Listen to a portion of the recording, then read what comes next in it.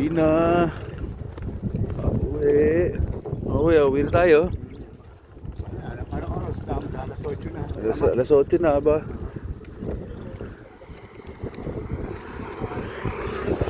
Pero good exercise to. Nakapagano ko ba sa Pitaya? Nag-jogging ka? Sorry. Dito na ako na. Oo ba? Ayan nga. Ba talaga daw na? Totoo yan, boy, ha? Oo ba, mahangin dito. Hindi Oo. ko papawisan dito. Lalo na may dagat. Oo ba? Malapit sa dagat yan eh. Oo.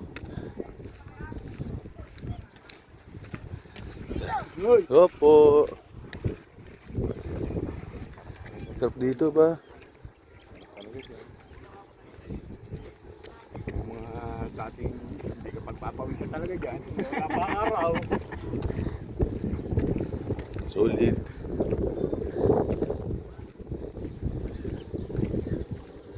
Ang layo.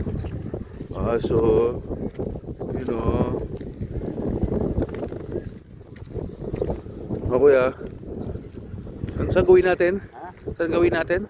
Malay ka, bibili pa tayong tinapay. Opo, poy. Hindi talaga dito ba? Yung sa parang yung tinatawag ko sa Manila Boyga, parang tinatawag ng probinsya na. Para sa akin kasi Laguna hindi probinsya eh. Sa pagkakapit na nga, kung wala yung lugar. Yan. Sa ibang perspective ng tao. Wala, tawag. Pero sa amin yan, ganun. Parang ano ka pa rin, di ba?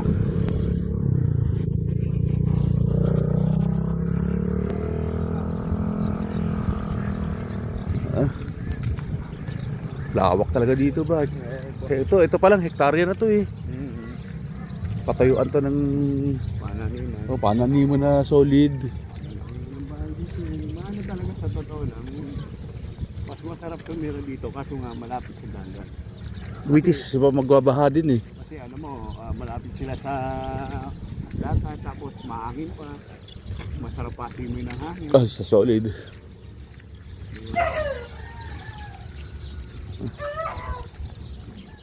Oo, yun o.